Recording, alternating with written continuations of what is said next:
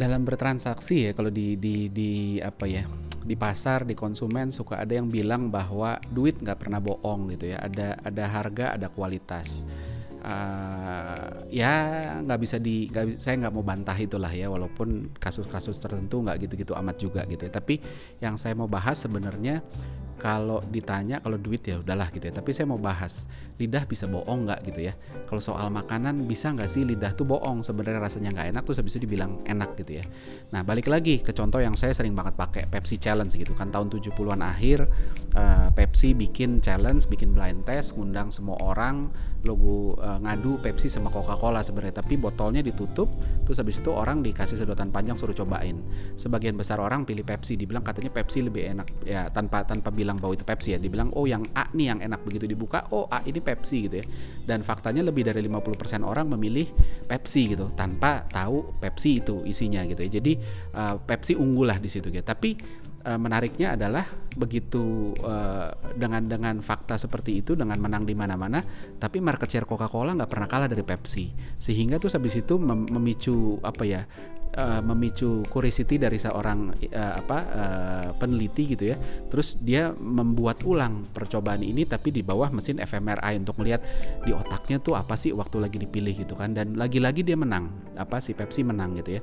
Terus habis itu dia curiga nih ada apa gitu, terus habis itu dicoba sekali lagi di bawah fMRI tapi otaknya tapi logonya dibuka. Nah begitu, yang menarik adalah ada temuan bahwa begitu orang lihat ada logo Coca-Cola di salah satunya itu, ada bagian otak yang terasosiasi dengan dengan pleasure lah ya, itu teraktivasi, sehingga kesimpulannya adalah bahwa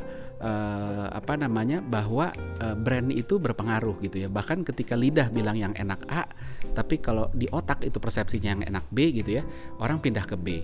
Nah hal yang sama juga sering saya lakuin. Saya selalu ngelakuin water test kalau saya bawain seminar atau segala macam gitu. Saya adu air mineral kan semua nggak ada rasanya lah gitu ya. Saya adu yang harganya sekitar 5 ribuan, saya adu sama yang harganya 2 ribu 3 ribuan gitu ya. Tapi udah saya tuker, walaupun saya random, kadang saya tuker kadang nggak. Kalau saya tuker lama-lama ntar bocor, terus ada orang ini, kadang-kadang saya tukar, kadang-kadang enggak. Nah tapi menariknya adalah secara konsisten di setiap sesi itu selalu aja orang bilang bahwa yang yang dari botol mahal itu rasanya lebih enak gitu loh. Padahal enggak, begitu ditekur-tekur enggak gitu loh. Sebenarnya ya air mineral kita susah banget nyobain gitu. Jadi memang balik lagi, brand, harga itu membuat persepsi kita seolah-olah ini lebih enak gitu ya. Nah terus saya juga punya pengalaman lain nih. Suatu saat saya lagi jalan-jalan ya, bisa ikut conference di Amsterdam, terus habis itu jalan-jalan sama teman, mampir ke Barcelona. Terus kita makan di satu restoran yang pilih teman saya gitu. Ini restoran yang dapat Michelin star gitu ya. Jadi penghargaan tentang restoran terbaik lah gitu ya. Nah, makan ke sana gitu ya. Begitu masuk kaget gitu kan. Wah, di dinding itu banyak foto-foto selebriti dunia lah. Malah Messi aja ada di sana gitu ya. Ada foto. Jadi Messi ternyata pernah makan di sana. Tempatnya biasa-biasa aja, nggak fancy banget gitu ya. Nah begitu masuk, wah persepsi saya, wah ini udah enak banget gitu ya. Tapi begitu dimakan, sejujurnya saya nggak ngerasa kok begitu ya. Nah cuma semua orang tuh kayak ngerasa bahwa wah ini enak sesuai gitu, tapi saya enggak. Nah saya mungkin orang yang belak-belakan, saya mungkin orang yang ya enak-enak enggak gitu. Tapi banyak orang yang tidak sebelak-belakan itu, dan kadang-kadang udah keburu dipengaruhi sama otaknya gitu loh. Jadi sebelum otak sadarnya berusaha untuk belak-belakan, udah keburu ini enak, ada sugesti yang jalanin bahwa bilang ini enak gitu kan.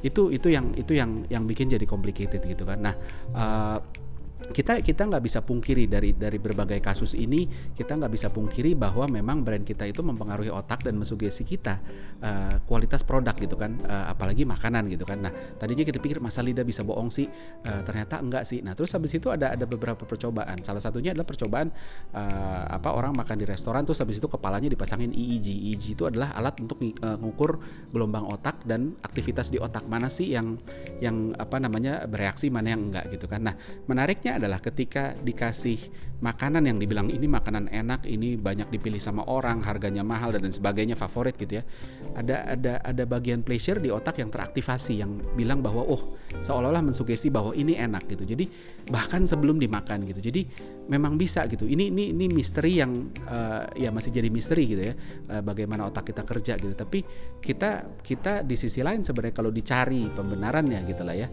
Kita punya ada yang namanya komitmen bias. Komitmen bias itu apa sih? Komitmen bias itu adalah ketika kita sudah milih sesuatu, kita nggak mau terus habis itu kita salah milih gitu kan. That's why makanya kita juga mensugesti kita bahwa ayolah ini harus enak, ini harus enak.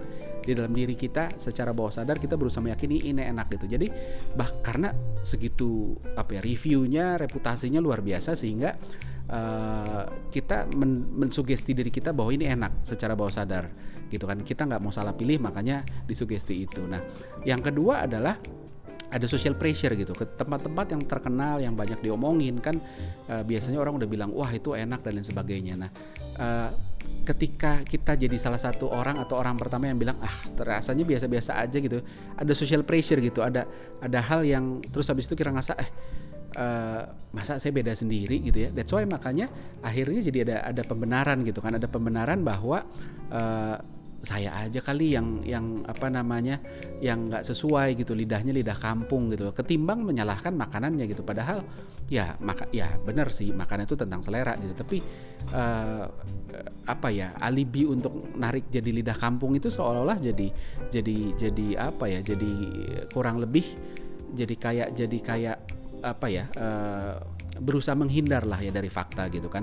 Nah, itu dia. Jadi brand harus bangun segala sesuatu yang memang bisa meningkatkan persepsi, karena memang nggak bisa ditolak lagi dan nggak bisa ditentang lagi bahwa memang otak kita mensugesti terhadap apa yang kita makan gitu, rasanya terutama ya. Jadi kalau di otak kita udah bilang bahwa ini enak ya sudah. That's why makanya ketika kayak dulu pernah ada tayangan Fear Factor ya. Fear Factor itu menarik karena salah satu yang ini kan tentang makan makanan yang menjijikkan ya, dan bahkan bukan makanan, kadang-kadang cacing, lintah di blender segala macam gitu.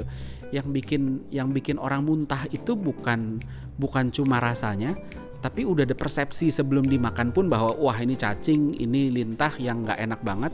Jadi begitu masuk itu ada penolakan gitu kan.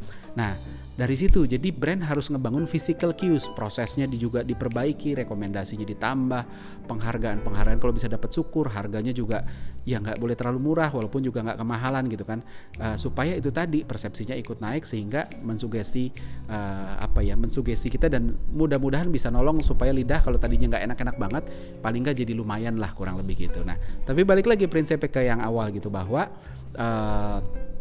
balik lagi soal brand itu persepsi sama realitas itu nggak boleh gapnya jauh banget gitu. Jadi kita boleh ngatrol sedikit, tapi kalau rasanya udah hancur lebur gitu ya nggak akan pernah bisa dibohongin sih gitu ya. Jadi tetap selalu harus seimbang.